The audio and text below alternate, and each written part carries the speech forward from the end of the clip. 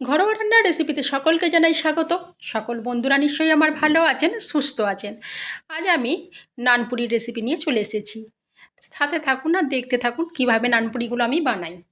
তার জন্য প্রথমে একটা বড় সাইজের বাটি নিয়ে নিচ্ছি। এতে আমি 400 গ্রাম ময়দা নিচ্ছি। 400 গ্রাম ময়দা নিয়ে নিলাম। আর নিয়ে নিচ্ছি এখানে 150 গ্রাম টক দই। টক দইটা আমি 400 গ্রাম ময়দার সঙ্গে 150 গ্রাম দেবো।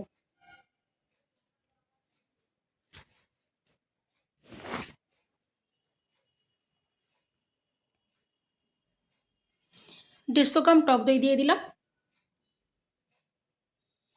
দিয়ে দিচ্ছি পরিমাণ মতো লবণ। আর দিয়ে দিচ্ছি বেকিং পাউডার 1 চামচ।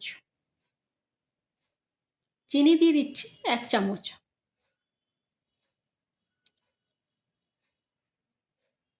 সাদা তেল দিয়ে দিচ্ছি আমি এখানে 3 চামচ।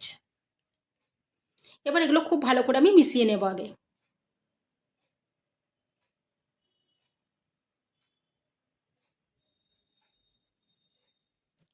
ময়দা, টক দই, লবণ, চিনি, বেকিং পাউডার সব ভালো করে এখন মিশিয়ে নেব আমি। সাদা তেল দিয়েছি, এগুলো খুব ভালো করে মিশিয়ে নেব। এবার নর্মাল জল দিয়ে আমি এটাকে খুব ভালো করে মেখে নেব। খুব সুন্দর এটা মাখা হয়ে গেছে সব জিনিসগুলো। বেশি জল লাগবে না টক দই থাকার জন্য। এখানে গরম জল বা মানে ঠান্ডা জল একদমই কিছুই নিচ্ছি না, এমনি নর্মাল জল দিয়ে এটা খুব ভালো করে মেখে নেব এখন। অল্প অল্প জল দিয়ে একদম ভালো করে মেখে নিতে হবে। খুব শক্তও হবে না, একদম নরমও হবে না। খুব ভালো করে এইভাবে হাতে করে বেশ থেসে থেসে ভালো করে মেখে নিতে হবে।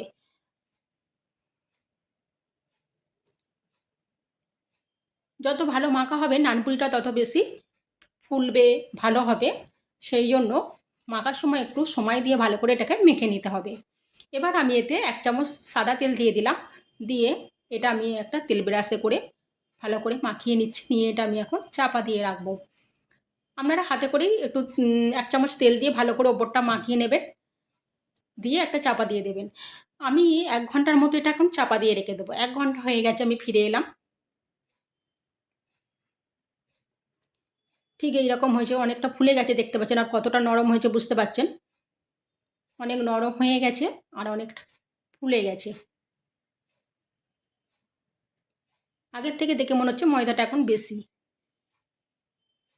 এটাকে আমি আবারও একটু ভালো করে মেখে নেব। খুব সুন্দর তেলা তেলা দেখতে হয়েছে বুঝতে পারছেন। বেশ ভালো করে আবারও একটু আমি মেখে নেব। বেশ ভালো করে মেখে নিয়েছি। এবার এগুলো লেচির মতন কেটে নিচ্ছি। এটা খুব পাতলা বেলা হবে না, একটু মোটা হবে।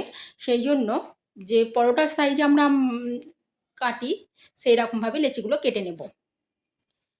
লুচি যখন ভাজি আমরা একটু ছোটো কাটি, কিন্তু এটা একটু মোটা হওয়ার জন্য বেলাটা একটু মোটা করব। সেই জন্য এখানে আমার যেমন পরোটা সাইজের লেচি কাটি বা রুটির সাইজের কাটি সেই রকম ঠিক কাটবো, একটু বড় বড় লেচিগুলো। এইভাবে সব লেচিগুলো কেটে নিয়েছি। এবার আমি হাতে করে দুটো তালুর সাহায্যে এরকম সুন্দর করে গোল করে নিচ্ছি।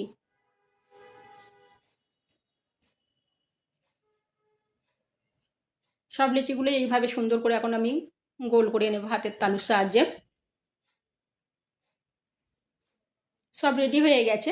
আবার আমি তেল মাখিয়ে নিচ্ছি, সাদা তেল। তাহলে বেলার সময় আর তেল লাগবে না। এখন যদি সুন্দর করে একটু তেল মাখিয়ে নেওয়া যায় আর বেলার সময় প্রতিটাতে আর তেল লাগবে না।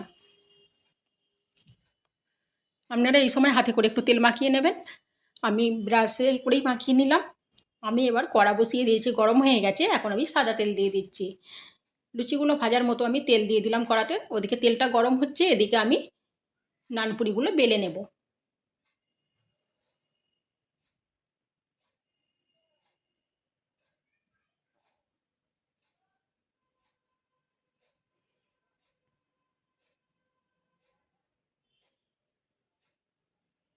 এইভাবে আমি বেলে নিচ্ছি। আমি কিছুটা পরিমাণ আগে বেলে নিচ্ছি, ঠিক এইরকম মোটাটা হবে।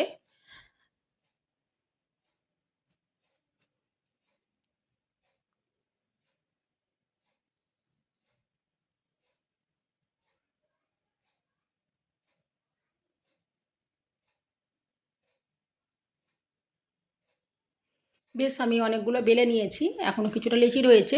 তেলটা গরম হয়ে গেছে, আমি এখন কিছুটা নানপুরি ভেজে নেব আগে।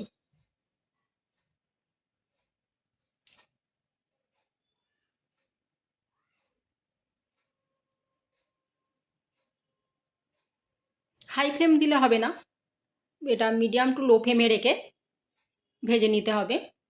আর প্রতিটা নানপুরি কিন্তু সুন্দর এইভাবে ফুলবে।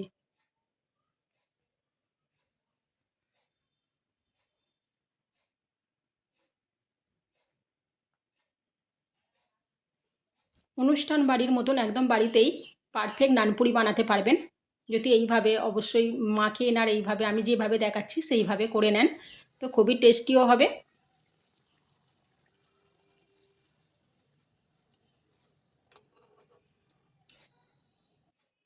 এইভাবে অবশ্যই একবার বানাবেন, আমি অনেকগুলোই করে দেখাচ্ছি। প্রতিটা নানপুরি সুন্দর ফুলছে, বুঝতে পাচ্ছেন।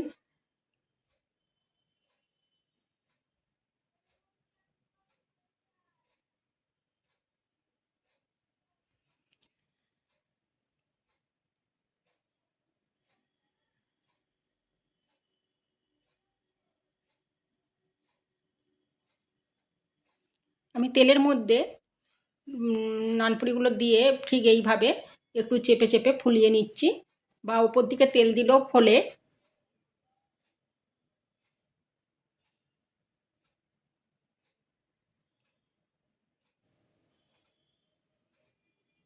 নানপুরিগুলো ফোলা নিয়ে দরকার, যে কোনোভাবে ফুলিয়ে নেবেন, তবে ভেতরটা বেশি স্পঞ্জি হবে,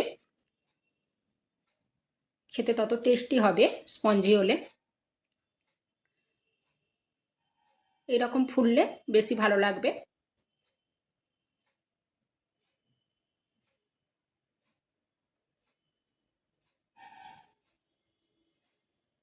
আমি প্রথমে যেগুলো বেলে নিয়েছিলাম সেগুলো আমার হয়ে গেল।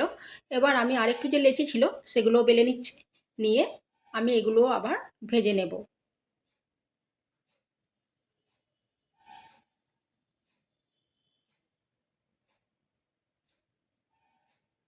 দেখেছেন মোটাটা কতটা হবে? যদি না বুঝতে পারেন আমি আবারও বেলে করে দেখালাম।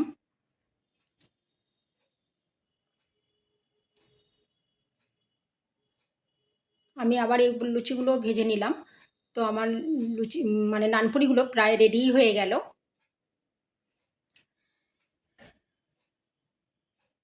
সমস্ত নানপুরি আমার ভাজা কমপ্লিট হয়ে গেল। দেখেছেন কত সুন্দর সমস্ত নানপুরিগুলো ফুলেছে। তবে 10-15 মিনিট পরে এই এতটা ফোলা আর থাকবে না। আমি একটা নানপুরি ছিঁড়ে দেখাচ্ছি এখন, কতটা নরম হয়েছে বুঝতে পারছেন।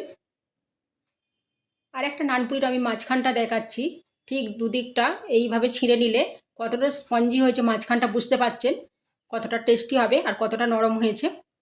পুরো হাতে করে মুড়লে একদম মোড়া হয়ে যাবে, এত সুন্দর নরম হয়েছে দেখুন। একদম নানপুরিটা মোড়া হয়ে গেল। ঠিক এইটা আমি আগের প্লেটটা ভেজে রেখেছিলাম, অনেকটা কমে গেছে দেখতে পাচ্ছেন, ফুলোগুলো সবগুলোই ফুলেছিল খুব ভালো। এবারের যে নানপুরিগুলো সেগুলো এখনও ফুলো রয়েছে। আমার 2 প্লেট নানপুরি পুরো রেডি। 15টার মতো লেচি হয়েছিল, সমস্ত নানপুরি আমি ভেজে নিয়েছি। ঠিক এই রকম হয়েছে। অবশ্যই একবার অনুষ্ঠান বাড়ির মতন নানপুরি বাড়িতে বানিয়ে খাবেন। ভালো থাকবেন, সুস্থ থাকবেন, সাবধানে থাকবেন।